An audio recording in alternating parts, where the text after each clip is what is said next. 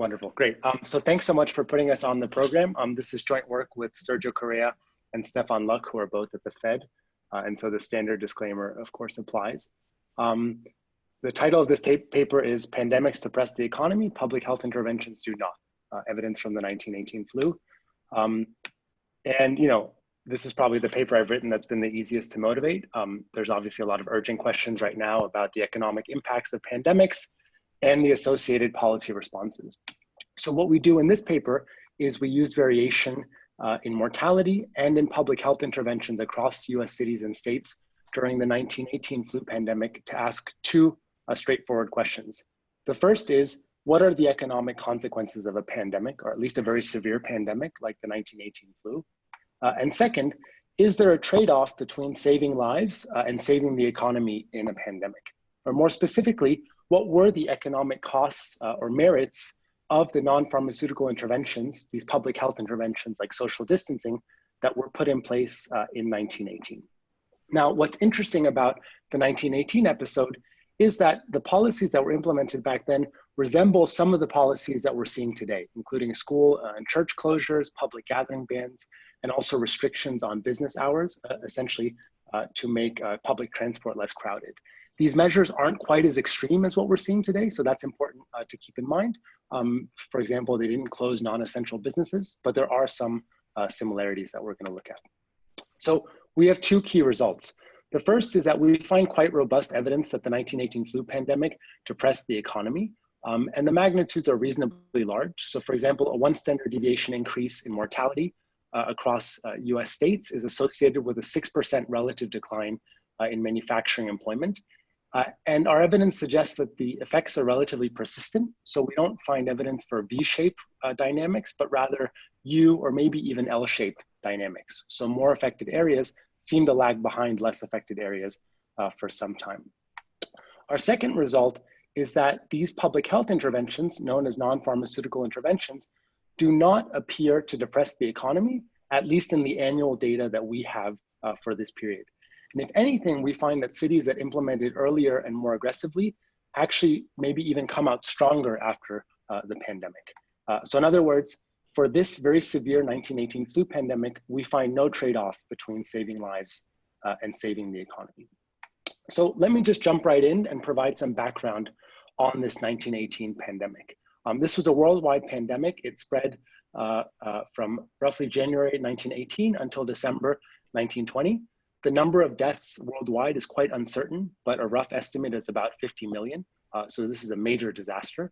In the United States, there were about 550 to 675,000 deaths, or about 0.7% of the US population.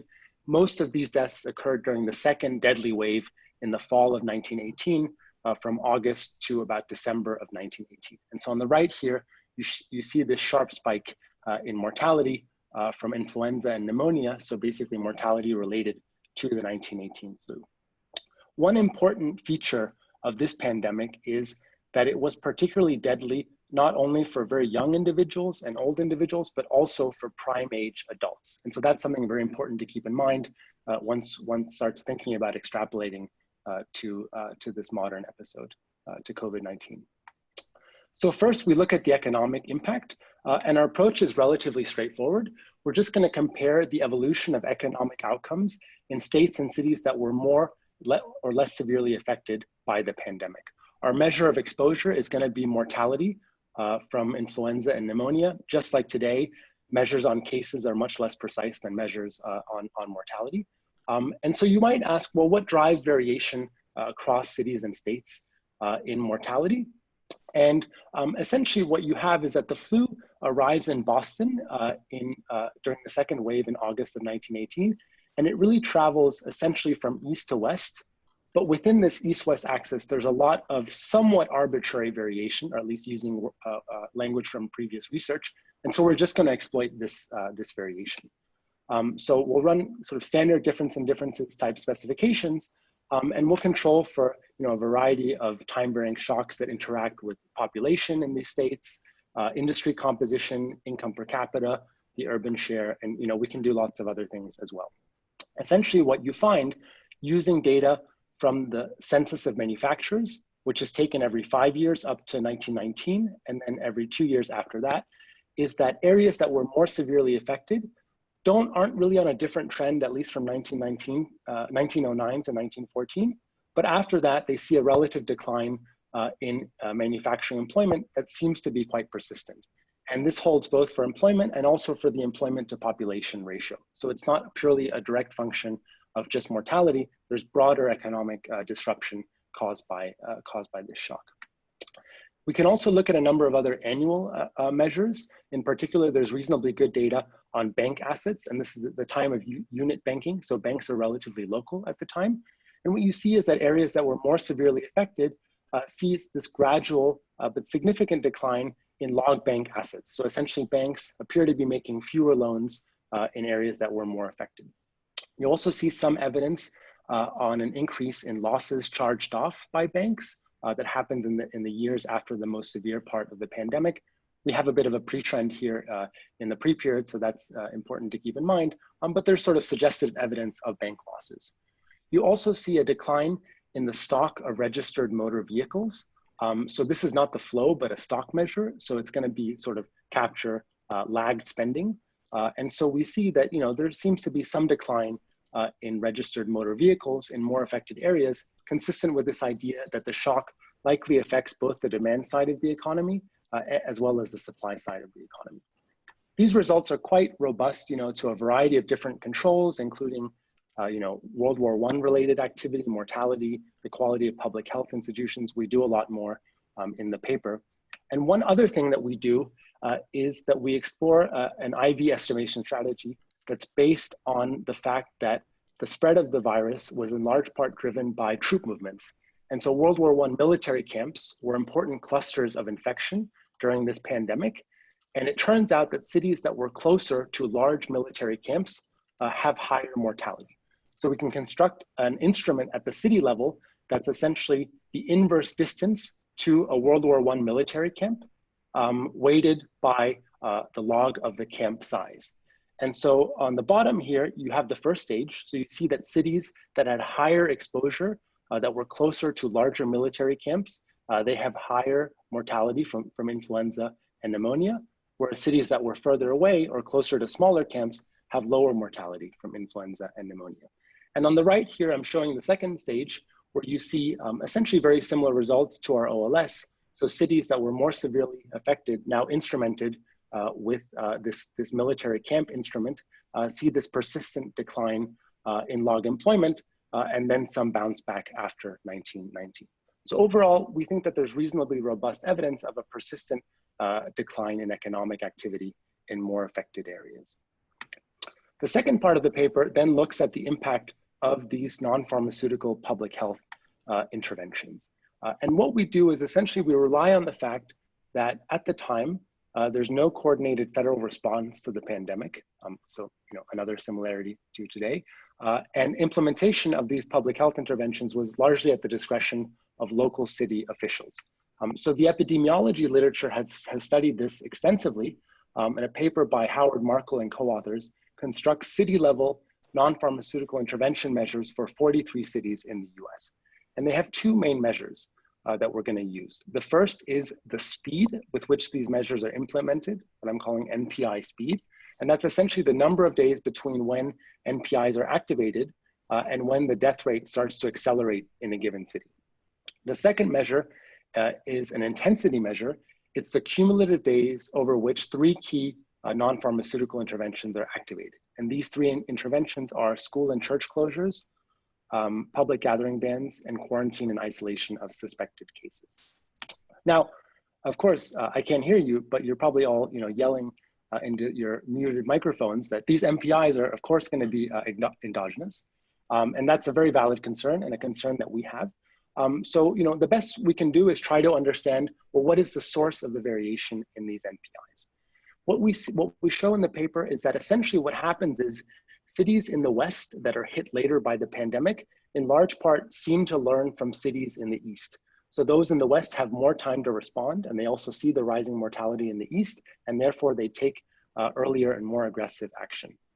Beyond that, there's also some variation within region that's really driven by a variety of quite interesting local political economy factors. Let me just give you two examples. One is Minneapolis versus St. Paul actually had very different strategies, even though these are twin cities right next to each other. So in Minneapolis, they reacted quickly in early October and had these measures in place for a long period of time.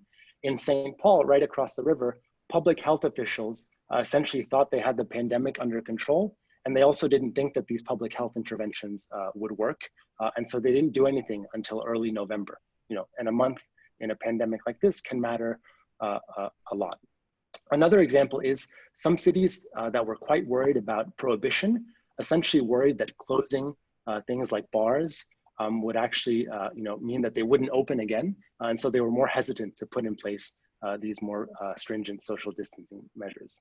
What we show in the paper is that these fast and slow cities or aggressive and less aggressive cities seem to be reasonably similar on economic observables. They're not identical, but they're roughly similar in terms of income, in terms of size, in terms of manufacturing and agriculture's importance in their respective states. So we're going to use this variation and take it for what it is.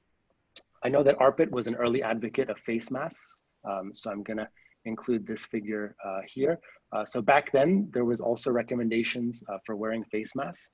The New York Health Board reacted quite quickly at the time, and their recommendation essentially was to wear face masks because it was better to be ridiculous than dead.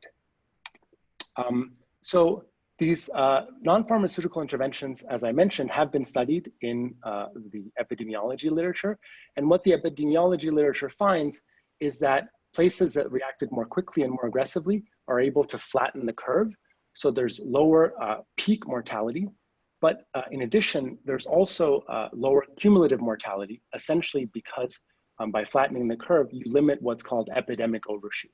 And so you see here across different cities, that cities like, for example, St. Louis that reacted relatively aggressively have more intensive NPIs and lower mortality compared to, for example, the case of Philadelphia. So a common example that we've heard in the past month or so.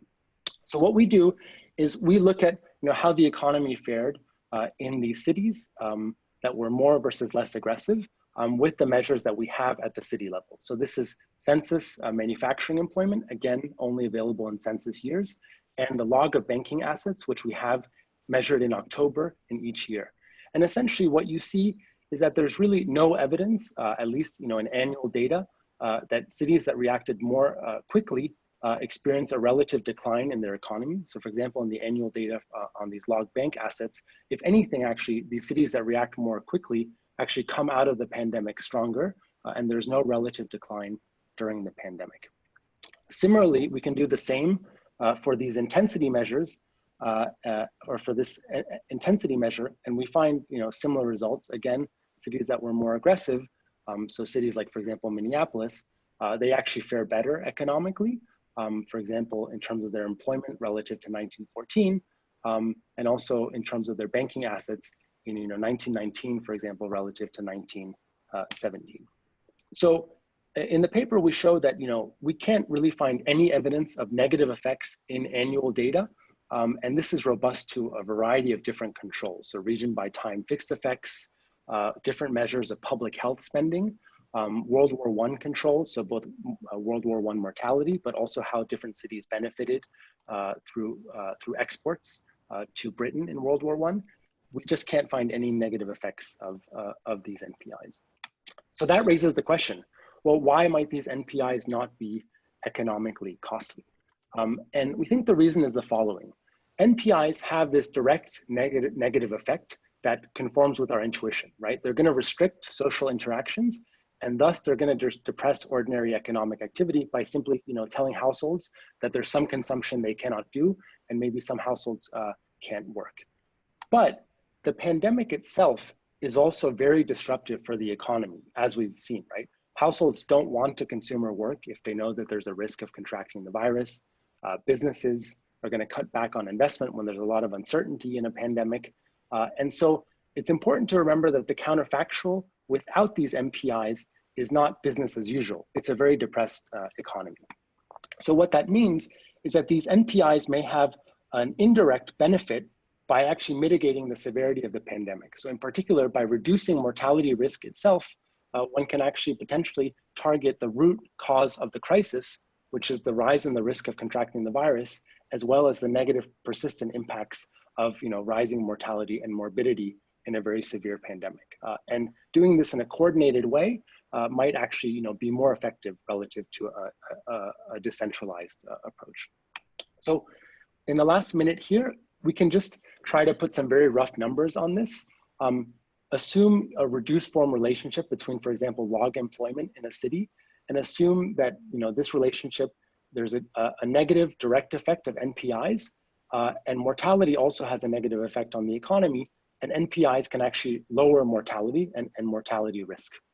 So what we're interested in is then the total effect of NPIs on the economy. And as I've argued, there's going to be these direct negative effects, but then there might also be indirect benefits.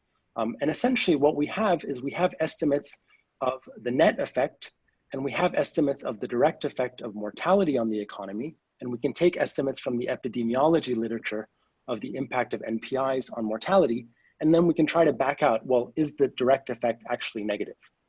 And essentially, if we plug in, these are just rough numbers, but if we plug in our estimates, we find that yes, indeed, the NPIs themselves, through their direct effect, are bad for the economy. But there's also this indirect effect that counterweighs the direct effect. That means that we find, if anything, a positive net effect of these NPIs. Okay, I think I'm almost out of time, so let me just conclude. We have two key findings in this paper. One is that the 1918 flu pandemic led to major economic costs beyond the just massive human toll that it took. And second, NPIs target the root of the crisis, and they therefore may have economic merits. In the paper, we talk a lot about the caution to extrapolating these results to COVID-19. On the one hand, this 1918 pandemic was significantly deadlier. On the other hand, COVID-19 may be more salient because we no longer live with a constant threat of dying from infectious disease. And also the economy and of course technology are very different today. So these are things that I'm happy to talk more about. But I think the main takeaway is that the 1918 pandemic and this evidence suggests that there isn't necessarily a simple policy trade-off between saving lives and saving the economy in a pandemic. Ultimately, for the economy to recover, you have to solve the root of the problem, which is the pandemic itself. So thanks a lot for your attention, and look forward to any questions.